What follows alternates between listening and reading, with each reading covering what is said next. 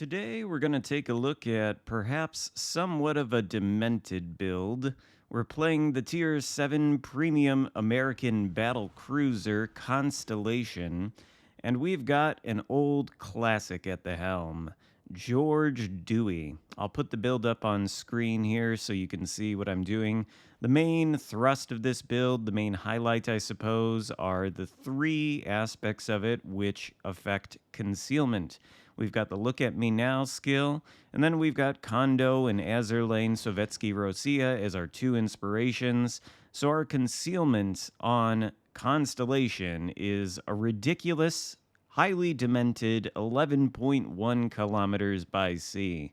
Probably the stealthiest you could ever get a battleship in the game. Of course, we're trading literally everything for that, including accuracy, although we are running the Epic Plotting Room mod, and you can see from that first salvo, which the Epic mod does not affect, that these guns are still fairly consistent nonetheless. We've also got some skills on Dewey that buff the speed, and with the speed flag and that skill active, I think this ship goes at about 35 knots, maybe almost 36, so it's pretty fast. Got a little bit of extra AA as well, and a little bit of extra gun range with the last skill on Dewey's skill tree. So this is mostly a build about maxing out concealment, which I think is a somewhat interesting idea on the Constellation in particular, given that it has 9.9 kilometer radar.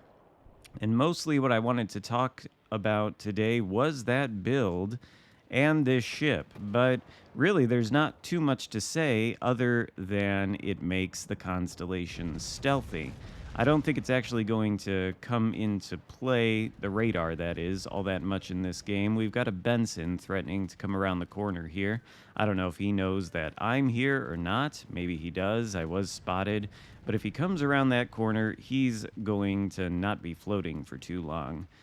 The main point of me showing you this battle, though, is because it ends in a spectacular game of throws. In fact, the throw is so bad on the part of the blue team that I felt the need to do what I could to censor the name of the player who is responsible for the throw. We'll get to that later on. But for now, the Benson does come around the corner. He's 4 kilometers away from us. I'm sure he's launching torpedoes. That's going to force me to turn away. I want to get my nose pointed back towards spawn. It's requiring me to give broadside to potentially a battleship out there. But thankfully, he doesn't take the initiative and citadel me or anything. Benson, I think, did launch torpedoes, but inexplicably not at me. I think he launched them at one of the cruisers out there, actually. He goes behind the island, so he goes dark temporarily. So do we, because our concealment's so ridiculous. But of course, he gets spotted by one of the cruisers, and just as we shoot, he gets taken out. Fair enough, that's both of the enemy DDs down immediately. So you might be thinking, wow, we're off to a pretty good start here if the enemy team is at such a disadvantage. That's what I was thinking too. But the side of this map that we're currently on and currently driving toward holds the majority of the rest of the ships, so we're going to play it. On the other side of the map, we've got both of our destroyers, one of whom is approaching the enemy cap, and they are squaring off against a single enemy battleship who appears to be giving broadside to the one friendly battleship we have in position to aim at him. So I doubt he's going to be floating for too much longer. Ochakov is hanging out back there, so we're going to try to take a shot at him. I don't think the results are going to yield much. It's an Ochakov after all, so we can expect a lot of overpens. Colorado's hanging around out there as well. Doesn't look like we've got a good shot on him, but we do have a battleship division on the far side of the map headed toward our base. We're not looking at them yet, but this is a little bit of a fail division. You see a Bayern there at Tier 5 in a Tier 7 game. It's because he's divisioned with this Gneisenau here, and both of them are harassing the poor cruiser who is begging the team for some assistance. We are going to attempt to assist that cruiser and take out the Gneisenau and the Bayern. Gneisenau is going to be the prime target, considering he is only one tier lower than we are, and he has torpedoes. We don't really want to be pushing into those. But we get a shot on the Gneisenau now, which finally procs the Epic Artillery Plotting Room mod and improves our dispersion. A very nice thing, considering I don't have any skills on Dewey or any inspirations affecting the accuracy. A lot of times on these American battleships, I really think this Epic Artillery Plotting Room mod is really all you need to get the accuracy to acceptable levels. All you need to do is spend 500 steel in order to acquire it for every American battleship you regularly play, so that might be a little bit of a problem, but, I think it's worth it. In any case, Gneisenau is dispatched. I think that was our first kill of the game, and that leaves Bayern left, who is headed straight toward the map border and is going to start hugging it. But the Bayern is going to demonstrate to us why you don't take a Tier 5 battleship into a division with a Tier 6 one. Now, to be fair, out of all the Tier 5 battleships, Bayern is probably the most stupidly armored. It's actually got a ridiculous armor scheme that theoretically should be able to protect it from even the highest caliber battleship guns. But that's only if it's angled. If it's flat broadside, well, you can expect a lot of pens.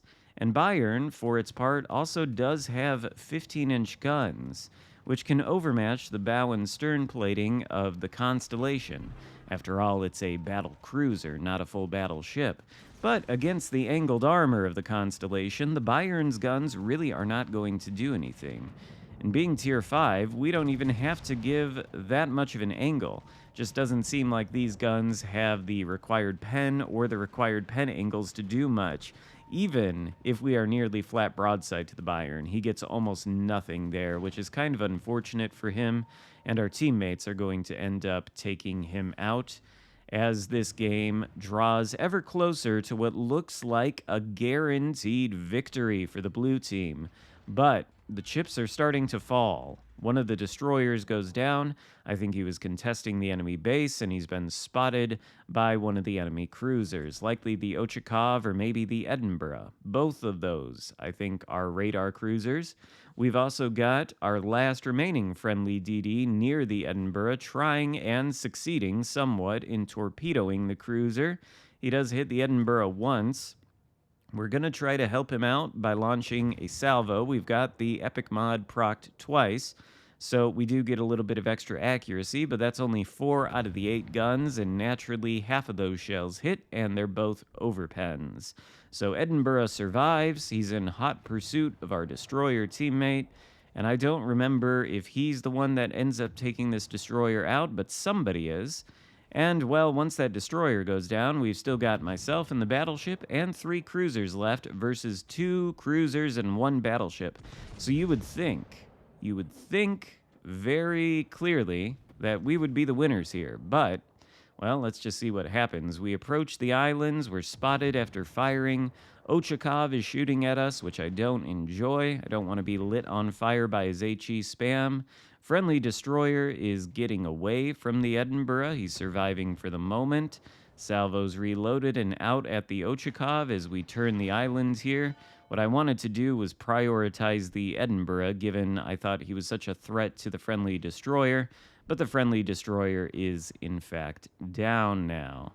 So, that leaves 3 cruisers and 1 battleship versus 2 red cruisers and 1 red battleship. Who will win? I don't know, but the D7 Provincian is headed right toward an Edinburgh within a couple of kilometers, and as we know about the British light cruisers, they have torpedoes. So Edinburgh is turning broadside. He torps the D7P, and that guy goes down. What a surprise. Now it's 3 versus 3. The enemy team is really clawing it back here, I suppose. But we still have a little bit over half health. We're very stealthy. They're not going to be able to see us until we fire our guns, so we can acquire pretty much whatever position we want in order to be effective. However, the point situation is close. We've got the 2 friendly cruisers pushing in behind me. I think the goal here is just to take down these ships as quickly as we possibly can. Colorado is shooting HE at us, which gives me a little bit of hope, especially if he's going to turn around and shoot HE again. Maybe I don't have to worry about angling too much. Edinburgh apparently also doesn't think he has to worry about angling too much because he's not really there. But the results are not great. He does manage to turn in actually a little bit, and two of the shells ricochet. So we're going to have our work cut out for us as we are losing some HP. The Constellation can melt very quickly, especially when it's focused by three different ships, so I don't think we necessarily want to push into these guys, and Colorado did correctly switch to AP, which is a little bit of a problem. We're going to take a shot at him. We overmatch his armor scheme practically everywhere, so the damage we get should be fairly decent, and it's almost enough to take him out. It's enough to net us the Confederate medal anyway. But I think now, when we're as low HP as we are, and we've got basically all three of these ships focusing us, we're really going to have to prioritize our targets in order to make the playing field easier for our cruiser teammates. Edinburgh is presenting himself once more. So long as Dispersion cooperates, it's basically a free kill. He goes down for our second kill of the game, and then we're on less than 10,000 HP with a fire burning. That fire is basically lethal. We don't have DCP off cooldown. So the question is, who do we shoot at next, Ochakov or Colorado? Well, we know we're going to go down, so it's going to have to be Colorado, since Colorado will be the biggest threat to our two remaining cruiser teammates. We go down, but the salvo is in the air, and the Colorado goes down as well, setting up the perfect win conditions for two friendly cruisers versus this Ochakov. However, they are not going to be able to capitalize. One of them is the Star Trek cruiser, the Bortas. He does get, I think, a good hit there on the Ochakov, but eventually, Ochakov is just going to take him out, leaving the Baltimore, whose name I've censored because, well, frankly, this is just inexcusable. He is going around this corner. Ochakov is right behind it. He doesn't see Ochakov yet. He's got more than half of his HP left, and he's got the Baltimore's fantastic, super heavy American AP, which can hit the Ochakov and penetrate his thin armor at ridiculous angles. But of course, you can see through the little censor box over his name. Sorry about that, but I really don't want to embarrass this guy if I don't have to. You can see he's shooting HE at the oncoming Ochakov. Ochakov, for his part, is shooting HE back, but of course, the Baltimore is missing the Ochakov, and he decides that he's going to start reversing as the Ochakov shoots him with HE. Now, to be fair, there's less than 2 minutes left to go, and even though this Baltimore is shooting HE and not AP like he should be, and even though he's not really hitting the Ochakov with the HE very much, there he gets the second hits that he's landed in this exchange. Even though he's doing all of this and not being super effective, all he really has to do is survive for the next 75 seconds. There's less than 1 minute and 15 left to go. The clock is about to dip below 60 seconds right now, and he's got the island between himself and the Ochakov, but he's reversed into the island.